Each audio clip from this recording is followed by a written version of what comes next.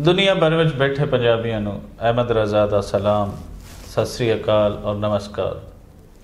अज असी जलियांवाला बाग दे नाल जुड़े हुए खास किरदार जिहड़ा उधम सिंह के नाम के नाल मशहूर होंदा और उन्होंने राम मुहम्मद सिंह आज़ाद भी लिखा जाता है, उहदे बारे गल करांगे। और असी गल करांगे मियाँ आसिफ साहब नाल। मियाँ आसिफ साहब पेशे दे लिहाज नाल सहाफ़ी हैं, लेकिन इन्हों की पंजाब की हिस्टरी ते खास नज़र है। सोशल साइंसिस दे विच इन्हां दा मास्टर है और जदों भी कोई सानूं किसी भी किस्म की कोई औकड़ खासकर मैनू पैंदी है तो मैं फिर अपनी सीट इन्हां दे नाल मेहमान तो मेज़बान के नाम दे नाल अक्सर चेंज करता तो नज़र आता उन्होंने। अज असी उधम सिंह के बारे इन्हां तो पूछांगे। मियाँ साहब सानूं उधम सिंह के बारे कुछ दसो कि उधम सिंह का जलियांवाला बाग का जिहड़ा कतलेआम है ਉਹਦੇ ਨਾਲ ਤੇ हर बंदे ਨੂੰ पता है कि बड़ी गहरी जुड़त ਉਹਦੀ ਬਣਦੀ है, लेकिन इस तो पहले कोई जे ਸਾਨੂੰ ਉਹਨਾਂ ਦੇ कोई जिंदगी बारे हयाती बारे दसो कि कित्थे जम्मे जाए किवें अगे वधदे हैं। देखो उधम सिंह के बारे च सिर्फ ਜਿਹੜਾ ਉਹਨਾਂ ने कतल किया माइकल ओडायर का उधर आ जाना ही काफ़ी नहीं। उन्होंने जी पूरी एक जिंदगी आ जी पूरी हयाती आ वो भी एक रोशन बाब आ। वो देखना पड़ेगा सानू कि वो कित्थे जम्मे। पंजाब दे विच ही उन्हों का जन्म होया 26 दिसंबर 1899 ਨੂੰ। अच्छा, और कोई बहुत वड्डे घर च नहीं जम्मे, हालांकि ਜਿਹੜੇ पंजाबी बहुत जिमीदार रहे आ सारे और अमूमन पंजाबी ਜਿਹੜੇ खुशहाल ਹੁੰਦੇ ਆ। ਉਹ ਇੱਕ रेलवे वॉचमैन ਸੀ, रेलवे क्रॉसिंग ਦੇ ਉੱਤੇ वॉचमैन ਸੀ। ਉਹਦੇ ਘਰ ਉਹਨਾਂ ਦਾ ਜੰਮਣ ਹੋਇਆ ਤੇ ਹਾਲ ਸਿੰਘ ਜੰਮੂ ਉਹਨਾਂ ਦਾ ਨਾਂ ਸੀ और कुछ अरसा ही गुजरिया, यानी कि भी नहीं कि ਉਹਨਾਂ ਹੀ ਪਾਲ ਪੋਸ ਕੇ ਵੱਡਾ ਕਰ ਲਿਆ। ਉਹ ਕੋਈ 7-8 ਸਾਲ ਦੇ ਸੀਗੇ ਜਦੋਂ ਉਹਨਾਂ ਦਾ ਮਾਂ-ਪਿਓ ਦਾ ਵੀ ਫੌਤ ਹੋ ਗਿਆ।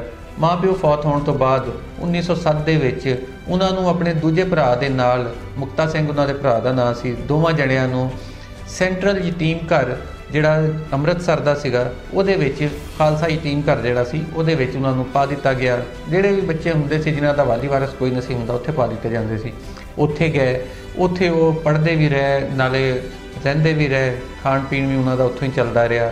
ਔਰ ਇਹ ਬੜੀ ਇੱਕ ਰੋਸ਼ਨ ਬਾਬ ਹੈ ਪੰਜਾਬ ਦਾ कि पंजाब दे विच कभी भी कोई ऐसा मसला नहीं बनया, क्योंकि खुशहाली इन्नी सी कि लोकी जिहड़े आ जिहड़े लवारस भी हो जाते हैं उन्हां लई भी ऐसे बड़े बड़े आश्रम घर बनाए जाते हैं लोकां लई, दरबारां दे नाल, खानकाहां नाल, गुरुद्वारियां नाल, मंदिरां दे नाल बड़े बड़े बड़े इदां दे आश्रम खोल दिते जाते हैं, घर बना दिते जाते हैं जिथे आके रह सकते सी।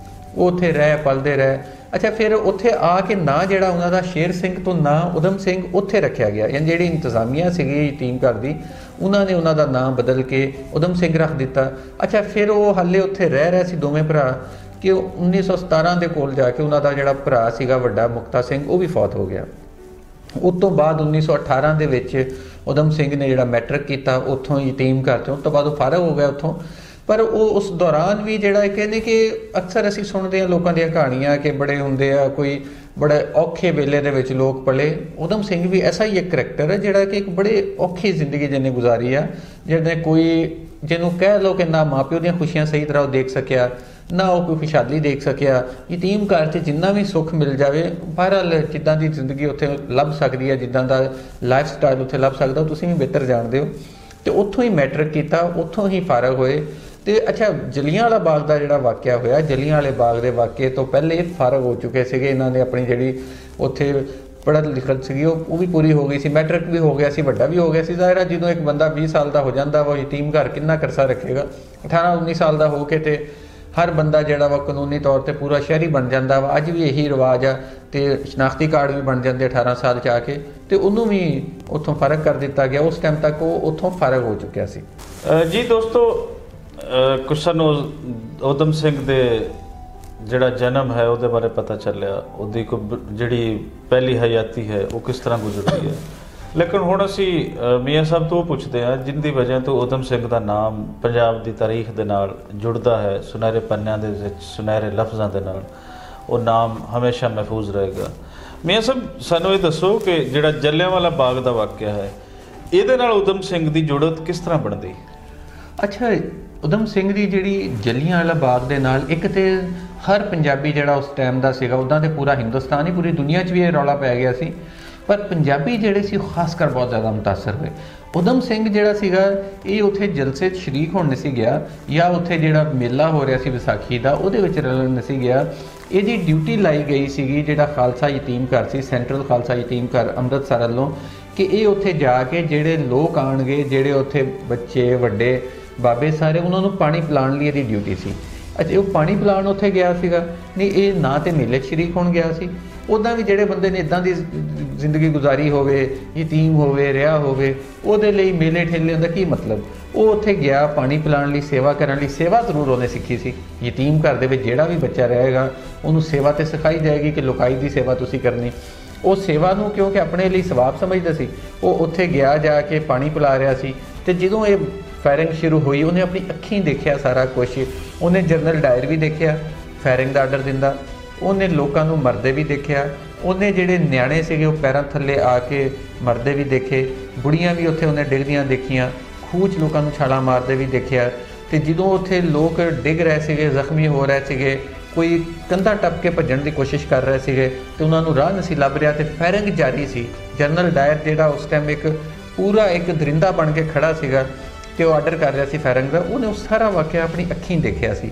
ਔਰ ਜਦੋਂ ਕੋਈ ਬੰਦਾ ਆਪਣੀ ਅੱਖੀਂ ਹਜ਼ਾਰਾਂ ਲੋਕਾਂ ਨੂੰ ਮਰਦਾ ਦੇਖੇ, ਔਰ ਇਹ ਵੀ ਨਹੀਂ ਕਿ ਹਾਦਸਾਤੀ ਤੌਰ 'ਤੇ ਮਰਦਾ ਦੇਖੇ, ਜਦੋਂ ਉਹਨੂੰ ਕੋਈ ਮਰਵਾਉਂਦਿਆਂ ਨੂੰ ਵੀ ਦੇਖ ਰਿਹਾ ਹੋਵੇ, ਜਿਹੜਾ ਬੰਦਾ ਉਹਨਾਂ ਨੂੰ ਮਰਵਾ ਰਿਹਾ ਹੋਵੇ ਤੇ ਕਹਿ ਰਿਹਾ ਹੋਵੇ ਕਿ ਜਿੱਦਾਂ ਕਿਸੇ ਸ਼ਿਕਾਰ 'ਤੇ ਗੋਲੀਆਂ ਚਲਾਈ ਜਾ ਰਹੀਆਂ ਕਿ ਮਾਰੋ ਮਾਰੋ, ਤੇ ਉਹਨੇ ਉਹ ਸਾਰਾ ਕੁਝ ਦੇਖਿਆ ਹੋਇਆ ਸੀਗਾ। ਇਸ ਲਈ ਉਹ ਬਹੁਤ ਜ਼ਿਆਦਾ ਮੁਤਾਸਰ ਹੋਇਆ ਇਸ ਵਾਕਿਏ ਤੋਂ, ਔਰ ਉਹਦਾ ਜਿਹੜਾ ਜ਼ੇਨ ਸੀਗਾ ਉਹ ਬਿਲਕੁਲ ਪਲਟਾ ਖਾ ਗਿਆ। ਜਿਹੜਾ ਇੱਕ ਆਮ ਬੰਦੇ ਵਾਲਾ ਜ਼ੇਨ ਸੀ, ਮਿਹਨਤ ਮਜ਼ਦੂਰੀ ਕਰਕੇ ਉਹਨੇ ਆਪਣੀ ਜ਼ਿੰਦਗੀ ਗੁਜ਼ਾਰ ਲੈਣੀ ਸੀ, ਜੇ ਜਲਿਆਂਵਾਲੇ ਬਾਗ ਦਾ ਵਾਕਿਆ ਨਾ ਹੁੰਦਾ ਜਾਂ ਉੱਥੇ ਉਹ ਪਾਣੀ ਪਿਲਾਉਣ ਨਾ ਗਿਆ ਹੁੰਦਾ, ਉਹਦੀ ਵਜ੍ਹਾ ਤੋਂ ਮੁਤਾਸਰ ਹੋਇਆ ਔਰ ਬਦਲਿਆ। ਫਿਰ ਉਹ ਨਾਲ ਹੀ ਉਹ ਭਗਤ ਸਿੰਘ ਦਾ ਦੌਰ ਵੀ ਸੀ, ਭਗਤ ਸਿੰਘ ਤੋਂ ਵੀ ਉਹ ਬਹੁਤ ਜ਼ਿਆਦਾ ਮੁਤਾਸਰ ਹੋਇਆ। ਭਗਤ ਸਿੰਘ ਤੇ ਵੈਸੇ ਉਸ ਟਾਈਮ ਨੌਜਵਾਨਾਂ ਦਾ ਆਈਡੀਅਲ ਬਣ ਚੁੱਕਿਆ ਸੀ, ਜਿਹੜੇ ਵੀ ਪੰਜਾਬ ਦੇ ਜਵਾਨ ਸੀ। ਇਸ ਲਈ ਉਹਦਾ ਜਿਹੜਾ ਜ਼ੇਨ ਬਦਲਿਆ ਉਹ ਇਸ ਕਾਰਨ ਬਦਲਿਆ। ਗੋ ਕਿ ਊਧਮ ਸਿੰਘ ਦੀ ਉਮਰ ਭਗਤ ਸਿੰਘ ਤੋਂ ਜ਼ਿਆਦਾ ਸੀ, ਲੇਕਿਨ ਜਦੋਂ ਤੁਸੀਂ ਜਹਿਦ ਦੀ ਲਾਈਫ ਦੇ ਵਿੱਚ ਆਉਂਦੇ ਹੋ ਤੇ ਉਦੋਂ ਉਮਰਾਂ ਦਾ ਛੋਟਾ ਵੱਡਾ ਇਹ ਨਹੀਂ ਹੁੰਦਾ। ਇਹ ਦੇਖਿਆ ਜਾਂਦਾ ਹੁੰਦਾ ਕਿ ਕਿਸ ਦੇ ਵਿੱਚ ਕਿਤਨੀ ਹਿੰਮਤ ਹੈ, ਕਿਸ ਦੇ ਵਿੱਚ ਕਿਤਨਾ ਨਾਲੇਜ ਹੈ, ਕਿਸ ਦੇ ਵਿੱਚ ਕਿਤਨੀ ਕੈਰੇਜ ਹੈ, ਕਿਹੜਾ ਕਿਤਨਾ ਜ਼ਿਆਦਾ ਇਨਕਲਾਬੀ ਹੈ। ਸੋ ਇਹ ਗੱਲ ਮੰਨੀ ਹੋਈ ਹੈ ਕਿ ਭਗਤ ਸਿੰਘ ਦੇ ਨਾਲ, ਭਗਤ ਸਿੰਘ ਨੂੰ ਉਸਨੇ ਇਨਕਲਾਬੀ ਮੰਨਿਆ ਹੈ ਊਧਮ ਸਿੰਘ ਨੇ। ਉਸ ਤੋਂ ਬਾਅਦ ਇਹ ਤੇ ਹੋ ਗਈ ਕਿ ਮੰਨ ਲਿਆ ਗਦਰ ਤਹਿਰੀਕ ਦਾ ਵੀ ਹਿੱਸਾ ਰਿਹਾ ਊਧਮ ਸਿੰਘ, ਇਸ ਦਾ ਸਾਨੂੰ ਇਸ ਨੂੰ ਤਕਰੀਬਨ ਸਾਡੇ ਸੁਣਨ ਵਾਲਿਆਂ ਨੂੰ ਪਤਾ ਹੋਏਗਾ। ਲੇਕਿਨ ਇਸ ਤੋਂ ਅੱਗੇ ਫਿਰ ਇੱਕ ਇੰਡੀਆ ਦੇ ਵਿੱਚ ਰਹਿੰਦੇ ਹੋਇਆ, ਉਸ ਵੇਲੇ ਦੇ ਪੰਜਾਬ ਦੇ ਵਿੱਚ ਰਹਿੰਦੇ ਹੋਇਆ, ਉਹ ਕਿਵੇਂ ਅੱਗੇ ਨਿਕਲਦਾ ਹੈ, ਕਿਵੇਂ ਉਹ ਮਿੱਥਦਾ ਹੈ, ਆਪਣੇ ਰਸਤੇ ਮੁਤੱਇਨ ਕਰਦਾ ਹੈ ਕਿ ਮੇਰੇ ਦੇਸ਼ ਦੇ ਅੰਦਰ ਆ ਕੇ ਜਿਹੜੇ ਸਾਨੂੰ ਮਾਰ ਰਹੇ ਉਹਨਾਂ ਦਾ ਮੈਂ ਵੱਡਾ ਟਾਰਗੇਟ ਕਿਸ ਤਰ੍ਹਾਂ ਕਰਨਾ ਹੈ, ਔਰ ਉਹਦੇ ਲਈ ਉਹ ਕਿਹੜੀਆਂ ਔਕੜਾਂ ਉਸ ਦੇ ਸਾਹਮਣੇ ਆਉਂਦੀਆਂ। ਇਸ ਬਾਰੇ ਕੁਝ ਸਾਨੂੰ ਦੱਸੋ। ਤੇ ਦੇਖੋ, ਊਧਮ ਸਿੰਘ ਇੱਕ ਟਾਈਮ 'ਤੇ ਉਹ ਹੋ ਗਿਆ, ਉਹਨੇ ਪਾਣੀ ਪਿਲਾਉਣ ਗਿਆ, ਉੱਥੇ ਜਲਿਆਂਵਾਲੇ ਬਾਗ ਦਾ ਵਾਕਿਆ ਹੋ ਗਿਆ।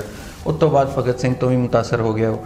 ਅੱਛਾ, ਇਸ ਤੋਂ ਬਾਅਦ ਉਸ ਦੌਰਾਨ ਇੱਕ ਗਦਰੀ ਬਾਬਿਆਂ ਦੀ ਤਹਿਰੀਕ ਚੱਲ ਰਹੀ ਸੀ, ਯਾਨੀ ਪੰਜਾਬ ਚੁੱਪ ਕਰਕੇ ਨਹੀਂ ਬੈਠਾ। 1857 ਦੀ ਜੰਗ ਤੋਂ ਬਾਅਦ ਵੀ ਸਭ ਤੋਂ ਵੱਡੀ ਜੰਗ ਵੀ ਇੱਥੇ ਲੜੀ ਗਈ ਮੁਜ਼ਾਮਤ ਦੀ। ਉਸ ਤੋਂ ਬਾਅਦ ਵੀ ਜੰਗਾਂ ਜਾਰੀ ਰਹੀਆਂ। ਜਦੋਂ ਇੱਥੋਂ ਭਰਤੀਆਂ ਹੋ ਰਹੀਆਂ ਸੀ ਫੌਜ ਦੀਆਂ ਜੰਗੇ ਅਜ਼ੀਮ ਲਈ, ਜੰਗੇ ਅਜ਼ੀਮ ਜਿਹੜੀ ਪਹਿਲੀ ਸੀ ਉਹਦੇ ਲਈ, ਉਦੋਂ ਵੀ ਇੱਥੋਂ ਤਹਿਰੀਕਾਂ ਚੱਲਦੀਆਂ ਰਹੀਆਂ। ਬੜੇ ਇੱਥੇ ਕਿਰਦਾਰ ਆ, ਮਹਿਰਮ ਲੱਕ ਵਰਗੇ, ਜਿਹੜੇ ਤਹਿਰੀਕ ਚਲਾਉਂਦੇ ਰਹੇ ਕਿ ਅਸੀਂ ਫੌਜ 'ਚ ਨਹੀਂ ਭਰਤੀ ਹੋਣਾ। ਅੱਛਾ, ਗਦਰੀ ਬਾਬਿਆਂ ਦੀ ਇੱਕ ਤਹਿਰੀਕ ਵੀ ਉਦੋਂ ਚੱਲੀ, ਯਾਨੀ ਕਿ ਪੰਜਾਬ ਕੰਟੀਨਿਊਸਲੀ ਕੋਈ ਇਹਦੇ ਵਿੱਚ ਰੁਕਾਵਟ ਨਹੀਂ ਆਈ। ਕੋਈ ਐਸਾ ਟਾਈਮ ਪੀਰੀਅਡ ਨਹੀਂ ਦਿਸਦਾ ਕਿ ਜਿਹਦੇ ਵਿੱਚ ਇੱਥੋਂ ਰੈਜ਼ਿਸਟੈਂਸ ਨਹੀਂ ਹੋ ਰਹੀ, ਮੁਜ਼ਾਮਤ ਦੀ ਕੋਈ ਤਹਿਰੀਕ ਛੋਟੀ ਜਾਂ ਵੱਡੀ ਨਹੀਂ ਚੱਲ ਰਹੀ। ਉਧਰੋਂ ਗਦਰੀ ਬਾਬਿਆਂ ਦੀ ਤਹਿਰੀਕ ਚੱਲ ਰਹੀ ਸੀ, ਇਹ ਉਹਦੇ ਨਾਲ ਵੀ ਰਿਹਾ। ਫਿਰ ਇਹ ਅਮਰੀਕਾ ਚਲਾ ਗਿਆ, ਕਿਉਂਕਿ ਉਦੋਂ ਆਉਣਾ ਜਾਣਾ ਕੋਈ ਐਡਾ ਔਖਾ ਨਹੀਂ ਸੀ, ਨਾ ਹੀ ਉਦੋਂ ਪਾਸਪੋਰਟ ਦੀਆਂ ਕੋਈ ਪਾਬੰਦੀਆਂ ਸੀ ਹਾਲੇ। ਅਮਰੀਕਾ ਗਿਆ, ਉੱਥੇ ਜਾ ਕੇ ਕੋਈ ਮਿਹਨਤ ਮਜ਼ਦੂਰੀ ਵੀ ਕੀਤੀ ਤੇ ਉੱਥੋਂ ਫਿਰ ਅਸਲਾ ਲਿਆਂਦੇ ਹੋਏ ਫੜਿਆ ਗਿਆ। ਰਿਵਾਲਵਰ ਇਹਦੇ ਕੋਲ ਸੀਗੇ। ਕਿਹਾ ਜਾਂਦਾ ਕਿ ਉਹ ਭਗਤ ਸਿੰਘ ਨੇ ਹੀ ਇਹਨੂੰ ਕਿਹਾ ਸੀਗਾ ਕਿ ਕੋਈ ਅਸਲਾ ਉਸਲਾ ਲੈ ਕੇ ਆਉਣਾ, ਕਿਉਂਕਿ ਇੱਥੋਂ ਅਸਲਾ ਲੈਣਾ ਬਹੁਤ ਜ਼ਿਆਦਾ ਔਖਾ ਸੀ। ਉੱਥੋਂ ਮਜ਼ਦੂਰੀ ਕਰਕੇ ਲਿਆਂਦੇ ਹੋਏ ਫੜਿਆ ਗਿਆ। ਇੱਥੇ ਆ ਕੇ 5 ਸਾਲ ਕੈਦ ਵੀ ਰਿਹਾ, ਸਜ਼ਾ ਹੋਈ। 1931 ਦੇ ਵਿੱਚ ਛੁੱਟਦੇ ਆ। ਅੱਛਾ, ਜਦੋਂ ਇਹ ਛੁੱਟ ਗਿਆ 1931 ਦੇ ਵਿੱਚ, ਉਸ ਟਾਈਮ ਤੱਕ ਭਗਤ ਸਿੰਘ ਹੁਣਾਂ ਵਾਲਾ ਵੀ ਮਾਮਲਾ ਮੁੱਕ ਚੁੱਕਿਆ ਸੀ। ਇਹਨੂੰ ਜਲਿਆਂਵਾਲਾ ਬਾਗ ਯਾਦ ਸੀ। ਇਹਨੇ ਉਹ ਟਾਰਗੇਟ ਸੈੱਟ ਕੀਤਾ ਸੀ। ਮਾੜੇ ਮੋਟੇ ਕੰਮ ਵੀ ਕਰਦਾ ਰਿਹਾ ਉਦੋਂ, ਇੱਥੇ ਮਿਹਨਤ ਮਜ਼ਦੂਰੀ ਵੀ ਕਰਦਾ ਰਿਹਾ, ਕੰਮ ਧੰਦਾ ਵੀ ਕੀਤਾ, ਪੇਂਟਰ ਦਾ ਕੰਮ ਵੀ ਕੀਤਾ, ਪਰ ਅਸਲ ਟਾਰਗੇਟ ਇਹਨੇ ਉਹੀ ਸੈੱਟ ਕੀਤਾ ਹੋਇਆ ਸੀ। ਅੱਛਾ, ਉਸ ਦੌਰਾਨ ਜਿਹੜਾ ਜਨਰਲ ਡਾਇਰ ਸੀ, ਕਰਨਲ ਡਾਇਰ ਸਰ, ਮੈਂ ਥੋੜਾ ਜਿਹਾ ਜੇ ਦੇ ਵਿੱਚ ਐਡ ਕਰਦਾ ਜਾਵਾਂ ਤਾਂ ਇੱਕ ਬੜੀ ਖੂਬਸੂਰਤ ਗੱਲ ਹੈ ਜਿਹੜੀ ਅਸੀਂ ਪਹਿਲੇ ਕੁਝ ਸਟਾਰਟ ਕੀਤੀ ਹੋਈ, ਇੱਕ ਭਗਤ ਸਿੰਘ ਤੇ ਊਧਮ ਸਿੰਘ ਦਾ ਆਪਸੀ ਤਾਲੁਕ ਕੀ ਬਣਦਾ। ਹੁਣ ਜਿਸ ਤਰ੍ਹਾਂ ਮੈਂ ਵੀ ਕਹਿ ਰਹੀ ਸੀ, ਤੁਸੀਂ ਵੀ ਕਹਿ ਰਹੇ ਸੀ ਕਿ ਉਹ ਇਸ ਤੋਂ ਬਿਲਕੁਲ ਬੜਾ ਇੰਸਪਾਇਰ ਸੀ ਭਗਤ ਸਿੰਘ ਤੋਂ, ਔਰ ਭਗਤ ਸਿੰਘ ਦੇ ਜੋ ਉਹਨਾਂ ਦਾ ਆਈਡੀਅਲਾਈਜ਼ ਰੋਲ ਮਾਡਲ ਆਪਣਾ ਬਣਦਾ ਸੀ। ਲੇਕਿਨ ਇੱਥੇ ਤੁਸੀਂ ਦੇਖੋ ਕਿ ਇਸ ਇਨਸਾਨ ਦਾ ਆਪਣਾ ਇੱਕ ਇਨਕਲਾਬੀ ਹੋਣਾ ਉਹ ਕਿਸ ਹੱਦ ਤੱਕ ਉੱਤਰੀ ਲੈਵਲ 'ਤੇ ਹੈ ਕਿ ਅਗਰ ਭਗਤ ਸਿੰਘ ਦੀ ਵਜ੍ਹਾ ਤੋਂ ਹੁੰਦਾ ਤੇ 23 ਮਾਰਚ 1931 ਨੂੰ ਭਗਤ ਸਿੰਘ ਤੇ ਉਹਦੇ ਬਾਕੀ 2 ਸਾਥੀਆਂ ਨੂੰ ਉਹ ਫਾਹੇ ਲਾ ਦਿੱਤਾ ਜਾਂਦਾ ਹੈ। ਲਾਹੌਰ ਦਾ ਅੱਜ ਵੀ ਉਸ ਚੌਕ ਦੇ ਵਿੱਚ ਜਿੱਥੇ ਅਸੀਂ ਜਾ ਕੇ 23 ਮਾਰਚ ਨੂੰ ਹਰ ਦਫਾ ਇਤਜਾਜ ਕਰਨਾ ਕਿ ਇਸ ਚੌਕ ਦਾ ਨਾਮ ਭਗਤ ਸਿੰਘ ਰੱਖਿਆ ਜਾਵੇ। ਇਹ ਸਾਰੀ ਤਾਰੀਖ ਅਗਰ ਉਹ ਇਨਕਲਾਬੀ ਹੁੰਦਾ ਭਗਤ ਸਿੰਘ ਦੀ ਵਜ੍ਹਾ ਤੋਂ, ਜਿਹੜਾ ਉਸ 'ਤੇ ਅਕਸਰ ਲੋਕ ਕਹਿੰਦੇ, ਤੇ ਫਿਰ ਉਹਦੀ ਉਹ ਤਾਰੀਖ ਖਤਮ ਹੋ ਜਾਂਦੀ। ਇਹ ਗੱਲ ਸਹੀ। ਲੇਕਿਨ ਉਸ ਤੋਂ ਬਾਅਦ ਫਿਰ ਉਹ ਕੀ ਕਰਦਾ ਹੈ ਕਲਮ ਕੱਲਾ, ਇਹਦੇ ਤੇ ਚਾਨਣ ਪਾਓ, ਕਿੱਥੇ ਉਹ ਅਮਰੀਕਾ ਜਾਂਦਾ ਹੈ, ਕਿਵੇਂ ਅੱਗੇ ਆਉਂਦਾ ਹੈ। ਦੇਖੋ ਅਮਰੀਕਾ 'ਤੇ ਉਹ ਭਗਤ ਸਿੰਘ ਦੀ ਜ਼ਿੰਦਗੀ 'ਚ ਚਲਾ ਗਿਆ ਸੀ। ਅੱਛਾ ਕੈਦ ਸੀਗਾ ਜਦੋਂ ਭਗਤ ਸਿੰਘ ਨੂੰ ਫਾਂਸੀ ਹੋ ਗਈ, ਕੁਝ ਦਿਨ ਬਾਅਦ ਇਹ ਰਿਹਾ ਹੋ ਗਿਆ। ਅੱਛਾ ਭਗਤ ਸਿੰਘ ਤੇ ਉਹਦੇ ਸਾਥੀਆਂ ਨੂੰ ਕਿਉਂਕਿ ਫਾਂਸੀ ਹੋ ਗਈ ਸੀ, ਇੱਥੇ ਸ਼ਾਦਵਾਨ ਚੌਕ ਦੇ ਵਿੱਚ ਉਹਨਾਂ ਨੂੰ ਫਾਹੇ ਲਾਇਆ ਗਿਆ।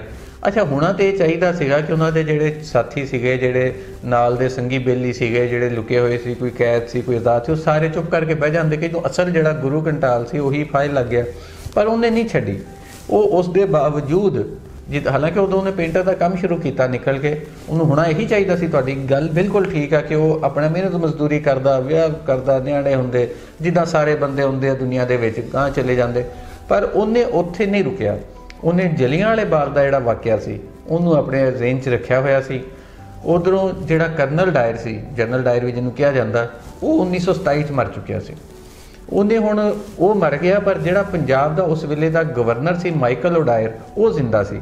ਉਹਨੇ ਕਿਹਾ ਕਿ ਹੁਣ ਇੱਕ ਕਰੈਕਟਰ ਤੇ ਮਰ ਗਿਆ, ਪਰ ਜਿਹੜਾ ਉਹ ਤੋਂ ਵੱਡਾ ਸੀ ਉਸ ਟਾਈਮ ਦਾ ਗਵਰਨਰ ਸੀਗਾ, ਜਿਹੜਾ ਆਰਡਰ ਦੇਣ ਵਾਲਾ ਸੀ, ਜਿਹੜਾ ਮਾਰਸ਼ਲ ਲਾ ਲਾਉਣ ਵਾਲਾ ਸੀ, ਜਿਹਦੀ ਹਦਾਇਤ ਦੇ ਉੱਤੇ ਦਫਾ 144 ਵੀ ਲਾਈ ਗਈ ਸੀ, ਜਿਹਦੀ ਵਜ੍ਹਾ ਤੋਂ ਦਫਾ 144 ਦੀ ਵਜ੍ਹਾ ਤੋਂ ਇਹ ਕੰਮ ਖਰਾਬ ਹੋਇਆ ਸੀ ਸਾਰਾ। ਉਹਨੇ ਕਿਹਾ ਹੁਣ ਮੈਂ ਉਹਨੂੰ ਮਾਰਨਾ।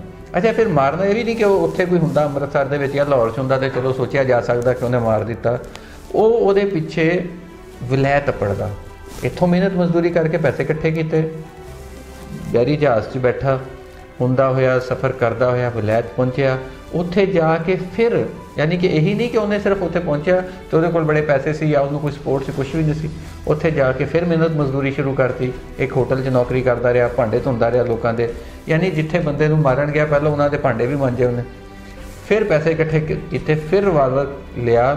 ਯਾਨੀ ਕਿ ਤੁਸੀਂ ਟਾਈਮ ਦੇਖੋ, ਸਾਲਾਂ ਸਾਲ ਲੱਗ ਗਏ, ਇੱਕ ਦੋ ਗੱਲ ਨਹੀਂ, ਵਰਿਆਂ ਦੇ ਵਰੇ ਲੱਗ ਗਏ। ਪਰ ਉਹਨੇ ਕਿਹਾ ਨਹੀਂ, ਜਿਹੜਾ ਮੇਰਾ ਟਾਰਗੇਟ ਆ ਉਹ ਮੈਂ ਲੈਣਾ।